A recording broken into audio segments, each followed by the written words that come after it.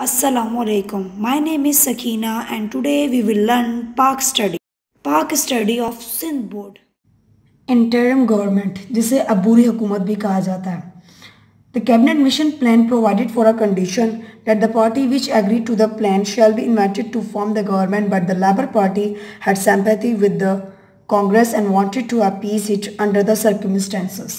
अब काबीना मिशन में ये बात शामिल थी. काबीना मिशन हम पिछले टॉपिक में पढ़ चुके हैं. काबीना मिशन में ये बात शामिल थी कि जो जमात यानी कि जो पार्टी उसे तस्लीम करेगी उसे जो है हुकूमत में आने के लिए हम दावत देंगे. लेकिन जो है बरतानिया जो है वो लेबर पार्टी यानी कि कांग्रेस की तरफ से यानी कि ज़्यादा उसकी तरफ थी, यानी कि उसके सामने झुक जाती थी, ये कह सकते हैं हम. और उसे कांग्रेस को वो हर हालत में खुश रखना चाहती थी और इसीलिए उसने यानी कि आगे पढ़ते हैं अभी हम लोग थोड़ा, फिर उसके बाद पढ़ते हैं. Therefore it kept Muslim league away from the government under the attribute and the Congress from the inter government. अब इसीलिए उसने साजिश की और साजिश ये थी कि मुस्लिम लीग को हुकूमत से अलग रखा गया और कांग्रेस ने अबूरी हुकूमत बना ली. अब हम पढ़ते हैं कि इसके अंदर हुआ क्या था. This treasury ghost great resentment and the commercial violence and riots broke out in the nook and corner of the country. और इस यानी कि ये सारी चीज़ मतलब हुई तो मुल्क में बेचैनी फैल गई और एक बहुत बड़ा हंगामा हो गया और बहुत सारे फसाद हुए. Victory now realised his mistake and requested Muslim League to join the government. अब जब इसको मतलब विक्ट्री को जब मतलब विसराय को जब यानी कि पता चला, महसूस हुआ कि मैंने गलती की है, तो उसने मुस्लिम लीग को ना कहा कि मैं आपको दरख्वास्त करता हूँ आप ज्वाइन करें गवर्नमेंट को. This government has 14 ministers, 6 from Congress. ये मैं आपको फिर से डिटेल में लास्ट में बताती हूँ क्योंकि पूरा टॉपिक पढ़ा के फिर समझाऊंगी इसे. This government had 14 ministers, 6 from Congress, 5 from Muslim league and 3 nominated by the victory. 3 were serious differences among the members of different parties which had joined the cabinet, and the consequence the interim government miserably failed. ये हुकूमत 14 वज़रा पर मुश्तमिल थी और उसमें से 6 जो थे कांग्रेस के थे, 5 मुस्लिम लीग के थे और 3 जो थे वो वज़रा के यानी कि उनके यानी कि जो पार्टी जिसने बनाई थी उसके थे. लेकिन हुकूमत जो है वो इसमें इतने ज़्यादा फसादात हुए थे कि ये अबूरी हुकूमत दी यानी कि इंटरिम गवर्नमेंट जो है वो नाकाम हुई थी. अब हम इसे थोड़ा पेज पे भी समझते हैं कि आखिरकार हुआ क्या था. हुआ ये था कि इंटरिम गवर्नमेंट यानी कि हम इसे ऐसे लिख लेते हैं, ठीक है. हुआ ये था कि इन द स्टार्ट जो है मुस्लिम लीग को ये यानी कि ब्रिटिश जो है वो कांग्रेस को ज़्यादा इंपॉर्टेंस देती थी, ये तो आप लोग को पता है. और उसको खुश करने के लिए वो कुछ भी करती थी. तो उसने मुस्लिम लीग को बताया ही नहीं इंटरिम गवर्नमेंट के बारे में और इसकी वजह से वहाँ पर बहुत ज़्यादा फसाद पैदा हो गए.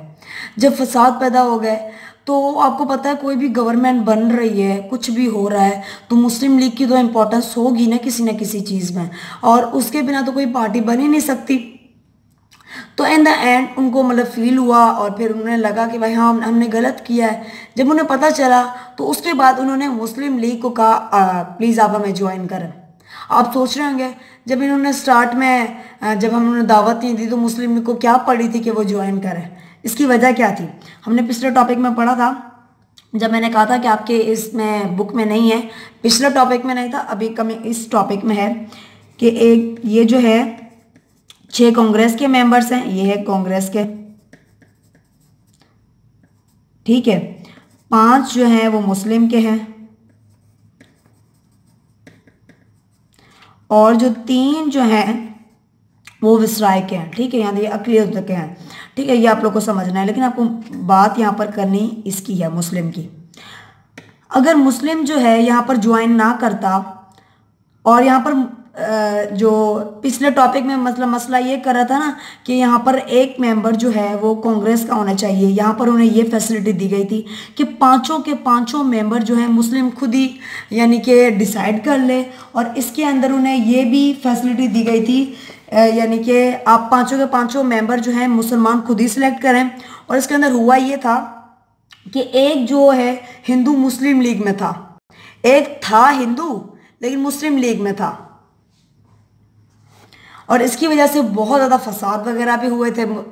और इस फसाद, आपको पता है मतलब बहुत पतंगड़ हुई, फसाद वगैरह हुए, बात वगैरह बहुत बढ़ती गई। तो इसकी वजह से भी इंटरिम गवर्नमेंट जो है फेल हुई थी। और अगर क्वेश्चन यहाँ पर अराइज होता है कायद-ए-आज़म ने ज्वाइन क्यों की इंटरिम गवर्नमेंट, जब उन्हें शुरू में दावत नहीं दी गई। अगर कायद-ए-आज़म ज्वाइन ना करते तो क्या होता, अगर ज्वाइन की तो क्या होता, अगर कायद-ए-आज़म मोहम्मद अली जिन्ना ज्वाइन ना करते तो क्या होता, अगर कायद-ए-आज़म मोहम्मद अली जिन्ना उस वक्त इंटरिम गवर्नमेंट ज्वाइन ना करते तो बहुत बड़ा लॉस हो सकता था उनका। वो लॉस ये हो सकता था कि ये जो 5 जो मेंबर्स मुसलमानों के थे ना, वो भी कांग्रेस के हो जाते हैं। और अगर ये जो 5 सीटें मुसलमानों के हाथ में उस वक्त थी ना, वो भी कांग्रेस के हाथ में आ जाती, फिर तो मुसलमानों के पास कुछ भी ना बचता। जो बचे कुछ चांसेस थे पाकिस्तान बनने के, फिर तो वो भी ख़त्म हो जाते। तो कायद-ए-आज़म मोहम्मद अली जिन्ना ने ये सोचा कि मेरे पास जो कुछ चांसेस हैं पाकिस्तान बनने के लिए, तो मुझे इंटरिम गवर्नमेंट ज्वाइन करनी चाहिए। और इसी वजह से उन्होंने इंटरिम गवर्नमेंट जो है वो ज्वाइन की। इतने सारे फसाद हुए, इतने सारे यानी कि मसले मसाइल हुए, तो वो खुद ही फेल हो गई एंड टाइम पे।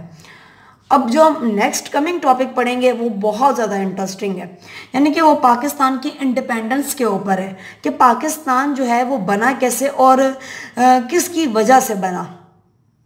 तो मिलते हैं नेक्स्ट टॉपिक में।